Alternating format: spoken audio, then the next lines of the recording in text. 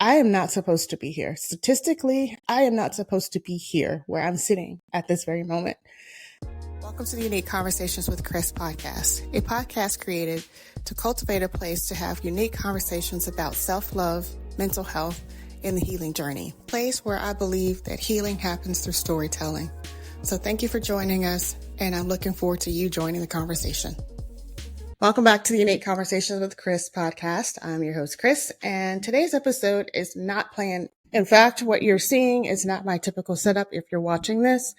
So I got the idea for this a couple weeks ago, but I haven't had the opportunity to record this just yet, mainly because I'm in the process of moving some things around in my home. And one of those areas or things that I'm moving is the actual space where I typically record my content.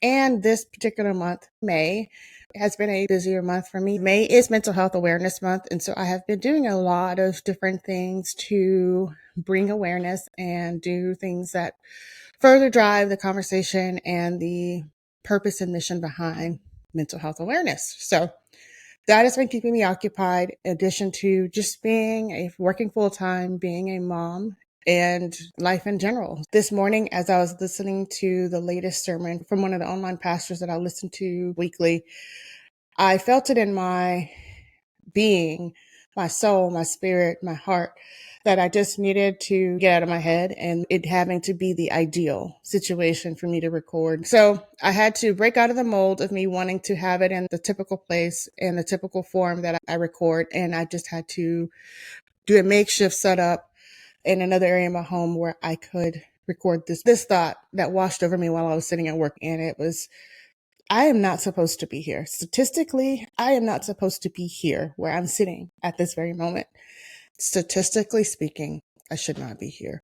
As a product of a teen pregnancy, as someone who experienced grief and loss and death very young, as someone who has experienced my own and witnessed other traumas within my home that I will not speak about because it's not my story to tell. But as a person who has experienced my own assaults, if you take an inventory of all the things I've experienced in life, and there's a way that you can do this as well. There's something called ACE score, ACE score. And it's research done based on the number of traumatic life experiences that a person encounters. And the higher the score, the more likely it is that you will die prematurely. I've been aware of this ACE score probably almost 10 years ago that I was first introduced to this measurement. Sharing my story, it gave me a moment to pause and reflect that statistically, I should not be sitting here right now. And it's not to say that I had such a rougher childhood than most, but I realized and I had to take true ownership that my life story is not typical. It's very atypical. If you're aware of my story, my parents were both teenagers when I was born. Being born to a teen parent automatically puts you at a disadvantage in life. I reflect on my own experiences being a parent and being a mother, and I did not have children until I was 30. I had a couple more decades of life that I'd lived before I had children compared to my mom. And she continues to sacrifice both known and unknown things to me that I don't know that I could ever repay her for. I recognize that although statistically someone that's born to teen parents may not have had the same kind of life that I did. And yes, I did have experiences of difficulty. While it wasn't the greatest, but it wasn't the worst. And statistically, I should not be here. Another thing that I experienced, and that's something that's weighed on the ACE score, is experiencing death and grief.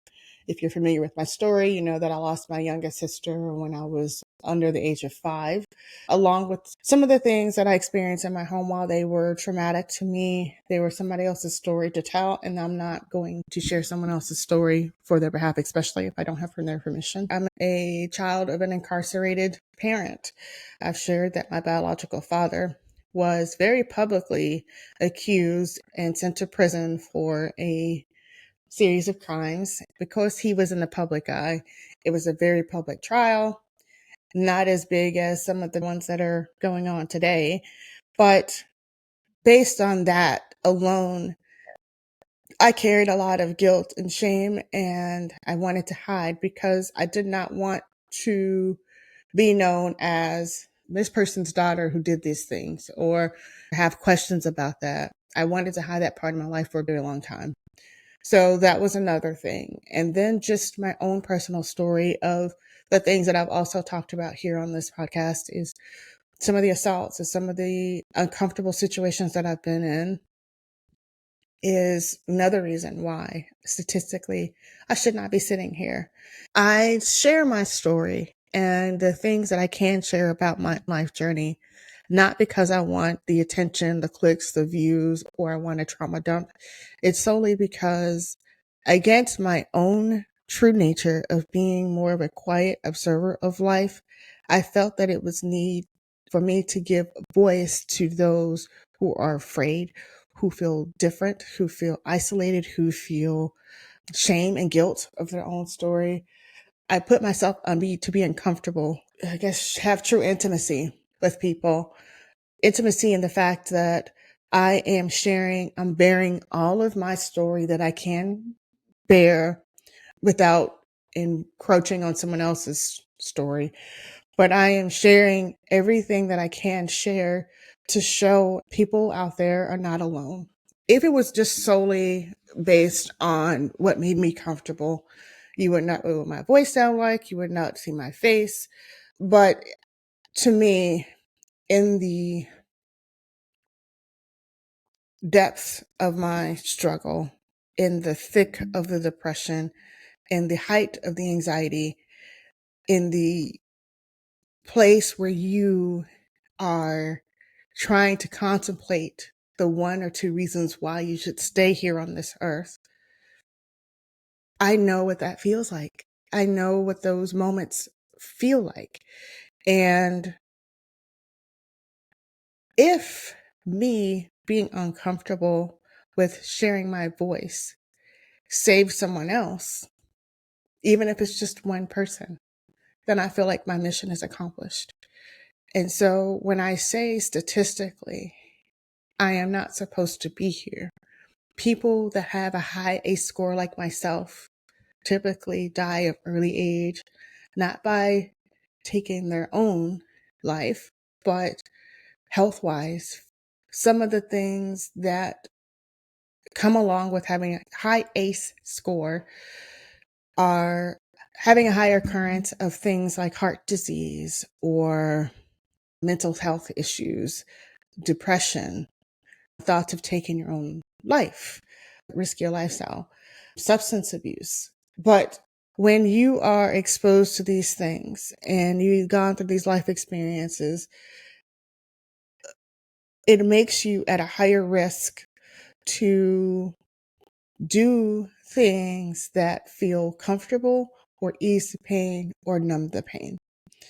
And the fact that I can sit here and say that I am not a person that's facing significant mental health challenges, I regularly check in and do a mental health assessment. It assesses your anxiety and it assesses your depression level. And I'm happy to report that my depression was 0 and the anxiety was very mild, which that's just something that I continue to work through therapy. But as opposed to where it was a couple of years ago, where I jokingly commented that my depression score was so high that it was like I was trying to get the highest grade, just like with my academic studies. And then my anxiety, the same. It was just like they were both so high in an elevated spot that I didn't know that I'd ever be in a place to where I could say it now, where it's like, it's minor. The fact that I'm able to be where I am now mentally with my mental health is a huge accomplishment. The fact that I am not substance dependent on anything in order to numb or deal with life.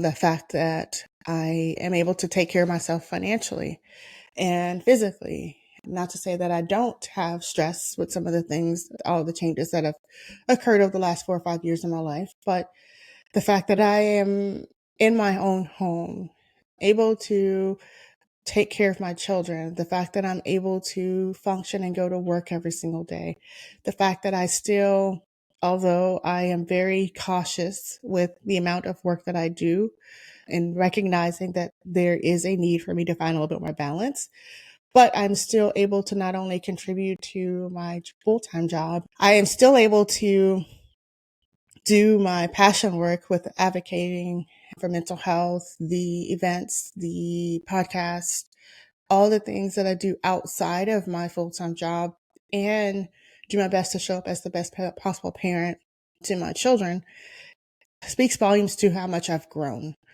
I can't sit here and say that the position and place where I am mentally, physically, emotionally, spiritually are all through my own works. 100% of it comes from my faith and me being aligned with the right people at the right time, with the right healthcare providers, with my resilience to keep going, to go against the odds. But I will say that because of where I've been and what I know what it's like to experience so many things in life in regards to relationships, to self-esteem, not taking care of yourself, what it looks like for someone that is facing challenges in that aspect when it comes to financial. I have not shared this yet, and I will give more insight in the future podcast. I actually have recorded it, just have not edited yet. Financially, I am stable and have been stable for a very long time. But this past year, meaning 2024, I experienced not having financial stability for almost 6, 7 months. And that was very humbling for me. Not to say that I was not humble before, but to go from where you're pretty much able to provide and take care of yourself to where you're having to step back and rely on others to support and help you. That was very challenging, but it was also a powerful lesson for me to learn. I've been able to lean in, do the work, and come out on the other side of it. And now that's the passion and the reason behind me, even though I'm physically tired or exhausted sometimes, that I keep pushing. And it's not because I feel like I have to, but it's something in me that if this one message, if this one word, if this one event, if this one paragraph in the book that I'm writing helps someone, then all the suffering and all the things that I've encountered, I've been through, I've learned from, all the lessons have not been for nothing, that I'm able to teach or to help or support someone else that's going through the same thing. So when I started this off by saying statistically, I'm not supposed to be here, that was not for clicks or views. It's for truth. Statistically, I am not supposed to be here. Statistically, I would likely be someone that continued the cycle of teen parenting, to that someone that maybe became dependent on a substance, to someone that may not have been able to provide for themselves or their children independently or financially. I don't know who this is for, and I hate hearing that phrase when I hear it all the time on social media, but I understand the intention behind that statement is I don't know why I was pushed to step out of my comfort zone of being within my typical filming parameters or setup to impromptu film this video when, if you know me personally, I am obviously very tired. I am not put together. I feel like perhaps on the other side of this, me being obedient will be a beacon of hope for someone. And I hope that whoever this is meant for, it reaches. I am always looking forward to the next conversation, but until the next one, have a great one.